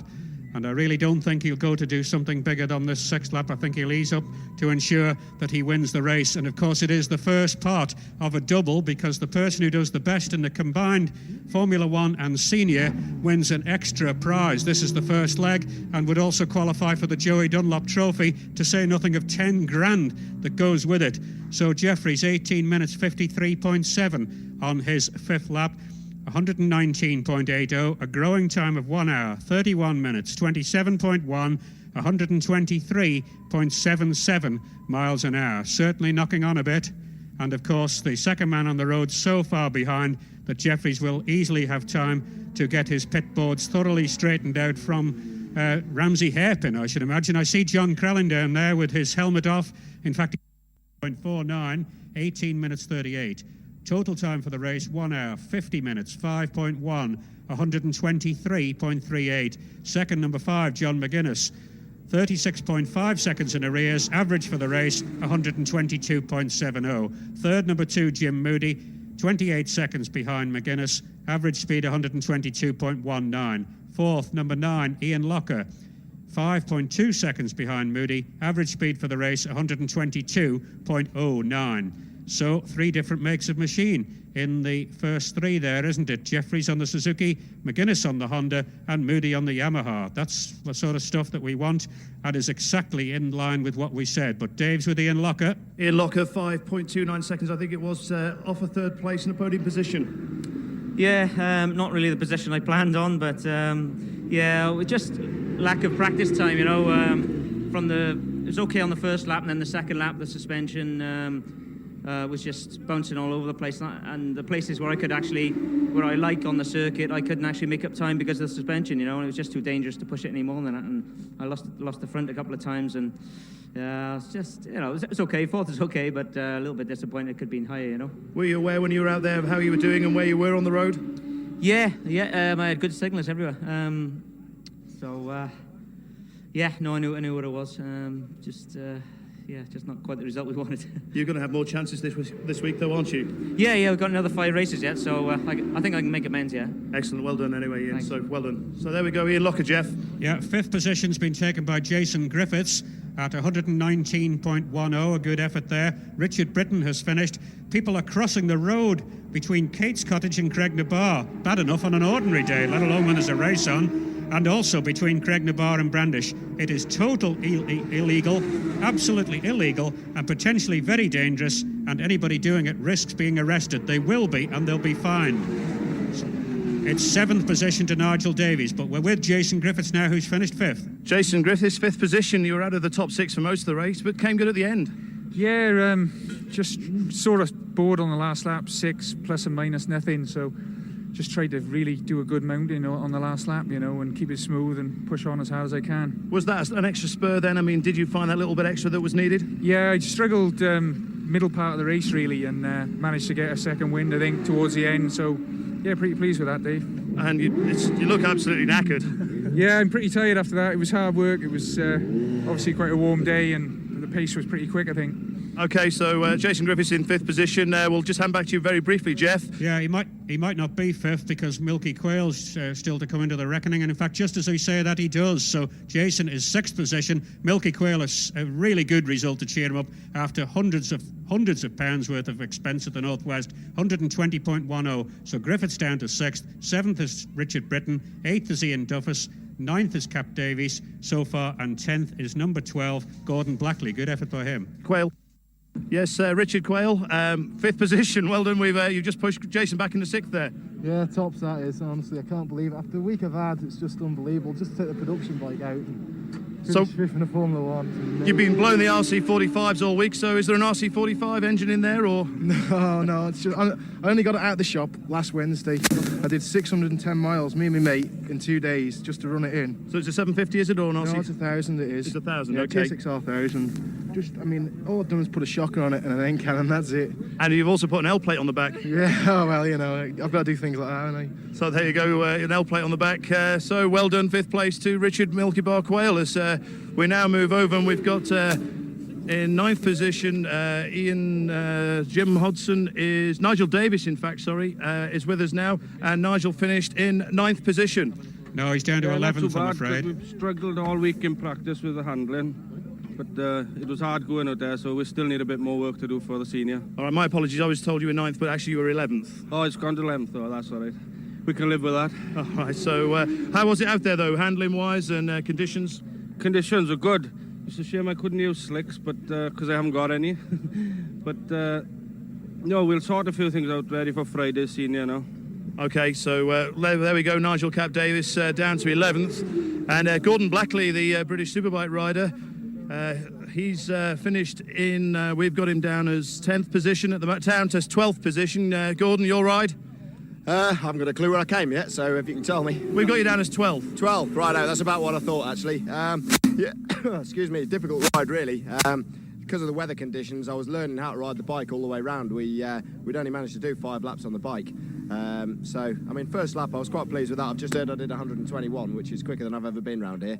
But it's a bit of an animal, and it does take some getting used to. You've got a busy couple of days ahead, I think. Yeah, I'm literally going to jump in the car now, drive to the airport, and I'm heading down to... Snetterton. That's right, yeah. I don't think where I was going. Flying at Gatwick, off to Snetterton, and I'm about to jump onto another bike, which I've never ridden before, so... But you coming back next week? Yeah, I'll fly back on Tuesday after the British Superbike round, and looking forward to that. Best of luck there, and best of luck when we see you back here again later next week. So we got Ronnie Smith as well. He was going well earlier on in the standings. He's around at the moment. Also, Jim Hodson's come in. We'll just see if we can get a quick word with Ronnie Smith. You've been going great guns during practice all week, Ronnie, but 8th, we've got you down as? That'll do. Yeah, that'll do. As long as I did 120 mile an hour, that's all I'm bothered about. I don't know if you have done 120 miles an hour or not. I can't confirm that at the moment, but 8th overall. And also, you can always say you were there. You took part in the race that Dave Jeffries did 126 miles an hour plus. Oh, that's a bit fast, isn't it? All right, yeah. Oh, well done, Deej. 122.64. Oh, that's fast enough for that, yeah. Excellent. Yeah, that's fast, isn't it? Yeah, that'll do me. Did it feel like 122.64? Nah, it felt like 127. Every year you come here, I mean, you come in here for, I think, 4 or 5 years now, and every year you're getting faster and faster and faster. Yeah, well, that's it now. Now I've done 120 mile an hour, I don't need to come back now. Oh, well, we'd like to see you back here again. So, Ronnie Smith, 8th position. So, that's all the riders we've got here at the moment, Jeff. If you want to have a quick look back at that fantastic Formula One race of the TT 2002. Yes, the Duke Formula One certainly living up to its advanced billing and all the previews we did, and it was won by David Jeffries, 2nd John McGuinness, 3rd Jim Moody, 4th Ian Locker, 5th Richard Quayle, 6th Jason Griffiths, 7th Richard Britton, 8th Ronnie Smith, 9th Ian Duffus, 10th Chris Heath, another of our Isle of Man residents now, 11th Nigel Davis, 12th Gordon Blackley, 13th Ryan Farquhar, 14th Big H Paul Hunt, 15th Brian Gardner, 16th Sean Harris, 17th Jim Hudson, 18th Adrian McFarland, 19th a good effort by the newcomer Martin Finnegan, or newcomer to the TT that is, and in 20th position number 46 Dan Stewart. Colin Edwards will be going round the course, the World Superbike former world champion, Honda's top man, and he'll be going round in the second of the course inspection cars, due to set off about 4:10. And looking to the retirements from the Duke Formula One, Adrian Archibald, Nick Jeffries, Gary Carswell, Bruce Anstey, John Barton, Chris Hook, Mark Robinson, Chris McGahn and David Colwell all retired at the pits. Alan Bud Jackson retired at Ballafria Lane, Ballahutchin, rider walking towards Union Mills, last sighted heading to the railway doubtless. Parliament Square had Frank Finch as a retirement, and the Glen Darroch Road, Trevor Stokes, and at Parliament Square, Frank Finch in fact, and Schoolhouse Corner for local rider Philip Callan, and Frank Finch would like to be picked up preferably between now and a week on Tuesday. So what a tremendous opening to the resumption of TT racing on the Isle of Man here, as the other riders come in, averaging about 115 mile an hour. I know we don't sort of give them the instantaneous position, but it's been a terrific race for this Duke Formula One. We'll take a commercial break. Well, that race now is coming to a conclusion, but it's not the end of racing today. The sidecar race is due to start at 5 o'clock, and they're saddling up now in the top paddock. But for a resumption, or a resume, I meant to say, of the race, here is Peter Vorderman. Dankeschön, Geoff. Ja, das Rennen ist zwar noch nicht ganz vorbei. Die Backmarker, wie man so schön sagt, sind noch unterwegs, aber auch die müssen ihre Rennen zu Ende fahren und jede Anstrengung wert, wer hier teilnimmt. Nochmal kurz zusammengefasst, David Jeffries gewinnt das Rennen, also klar und deutlich mit am Ende 36,5 Sekunden Vorsprung. Er hatte noch ein bisschen Getriebeprobleme oben in den Bergen und ist im dritten Gang hängen geblieben und hat dann nur gesagt, hoffentlich hält sie durch. Und er ist angekommen, hat von seinen 64 Sekunden nochmal knapp die Hälfte eingebüßt auf John McGuinness mit der Startnummer 5. Der hatte am Ende dann 28 Sekunden Vorsprung vor Startnummer 2, Moody. Und das ist der erste Suzuki-Sieg in der Formel 1 seit, wenn ich mich richtig erinnere, 1988. Damals war es Graham Crosby, der für Suzuki gewonnen hat. Bisher war es sonst eigentlich immer Honda-Sache. Also Jeffries vor McGuinness und Moody. Dahinter auf Platz 4 Ian Locker.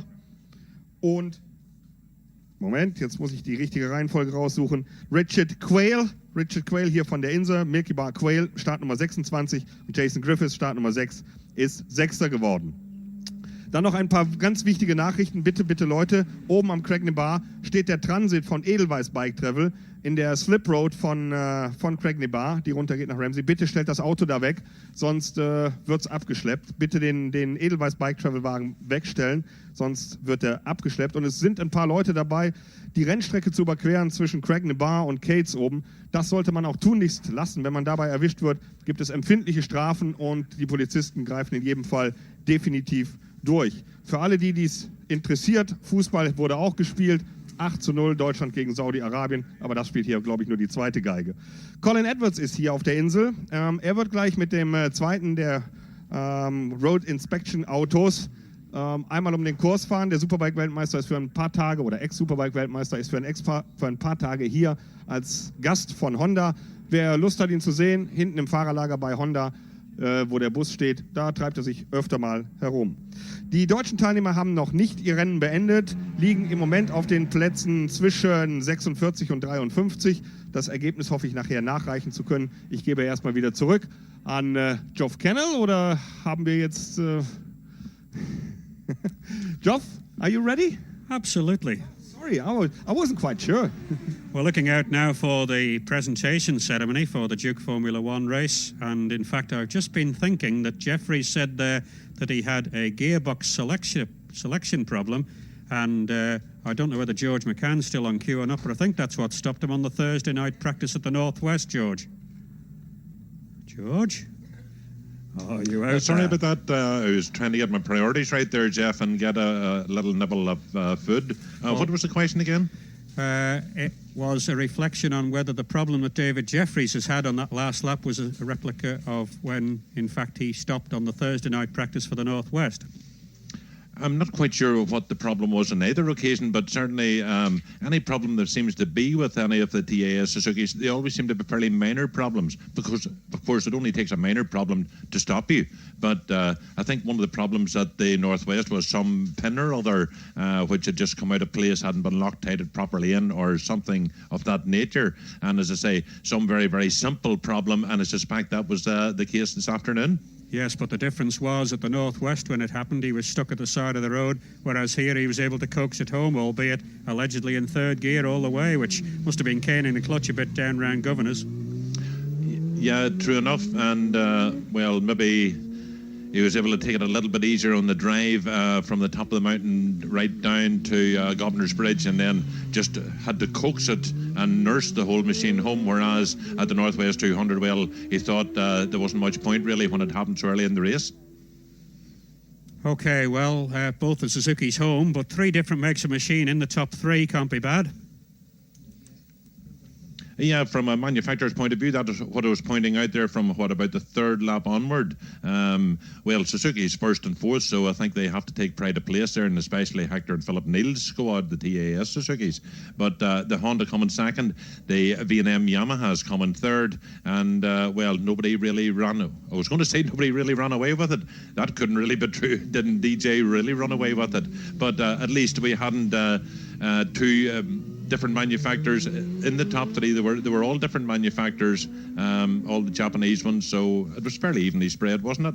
Okay, just looking at the scoreboard, in fact, David Jeffries, of course, led all the way, and McGuinness was second all the way, but there was a bit of a seesaw for third. Originally, Locker had it. On the second lap, Archibald took over, then Locker on lap 3, but Moody laps 4, 5 and 6, when it counts, of course, at the end. Fourth position, well, that originally was Archibald, then it was Locker, then Moody, then Locker to the end. Fifth position, that was Moody to start with on the first and second laps, Archibald on the third and fourth laps, Quayle on the fifth and sixth laps to finish fifth, and finally in sixth position, Richard Britton for the first 2 laps, Quayle for laps 3 and 4, Duffus for the final lap, and then taken over, snatched from him by Jason Griffiths. So it's interesting to see that, but down the left-hand side, in actual fact, it'd be very easy to confuse it with what happens when you retire, because they put like a sort of white line down. They're actually pieces of wood painted white, but that's a different thing for David Jeffries, and his lead was constant right from the word go. He was first on the road, first on the line, fastest lap, heaven knows what else to go with it, and he wins a good share of the total prize money. I can't remember how much it was worth. I think it's getting towards £20,000 for a start to finish win, leading all the way. He also will win, if he wins the senior, he'll win another £10,000 in the Joey Dunlop trophy. That's for the best aggregate on that, and he wins the John Williams trophy, as I was saying, John, who was such a stalwart of the TT. So it's nice that he is recalled there. So here now are the Warriors coming up the pit lane, accompanied by Mike Ball from the Department of Tourism and the Duke Promotional Girls, it being their race, of course. And David Jeffries is staggering up there as if he's about 75, but I'm sure it's just the heat and just the effort and all the adrenaline. The athletes warm down, I'm told, to get shut of all that sort of thing. But here are the warriors at the ready. And John Ryder is coordinating this as a massive Duke banner goes up at the back by coincidence. It isn't really, because they were practicing before, but the top three are waiting to be greeted now. These young ladies are in their lycra outfits. In fact, there's only two of the top three are present at the moment. We are short John McGuinness. And the winning machine is pushed up past us here by Nigel Everett and the gang, and that will be examined in the scrutineering bay to make sure it complies with the regulations. And here's John McGuinness carrying his helmet, and he's wandering up the return lane here as if there's not much rush about the job. And in fact, it's amazing really that John McGuinness is accompanied by Hector Neal, so the rival teams. There's a couple more riders come through here ending their race, but a few others have just gone through to start another lap, so please don't walk on the course at all. And the Duke banner is trying to slot into its positions. It's on two metal poles, and they did it perfectly before, but you're all fingers and thumbs when you're trying to do it for real. I tell you what, it's a good job it's not a windy day, or it would be heading over Williston, I should imagine, by now. Laurel wreaths here, and there's McGuinness joining the throng now. And these boys must be pretty hot. They don't have a second race to do today. And there she goes, full marks for the banner as it finally slots in. That's the background, of course, for the photographs. I hope our photographers can be accommodated up here in their usual positions. Just waiting for the nod for the presentation. And I think we're ready, are we? Thumbs up from Don Ryder. So now, will you please greet the top three with the fanfare?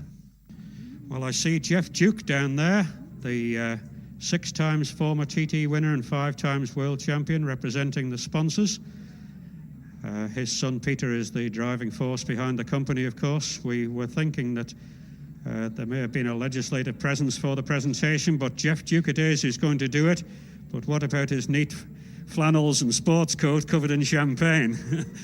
So he takes the laurel wreath now, and of course, at a terrific pace, the win of the Duke Formula One is David Jeffries.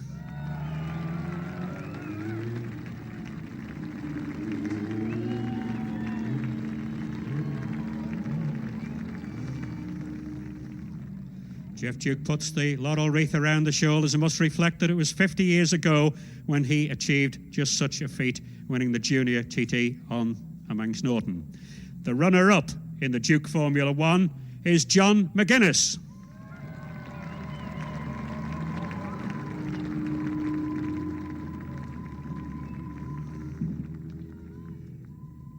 And the third placeman in the Duke Formula One is Jim Moody.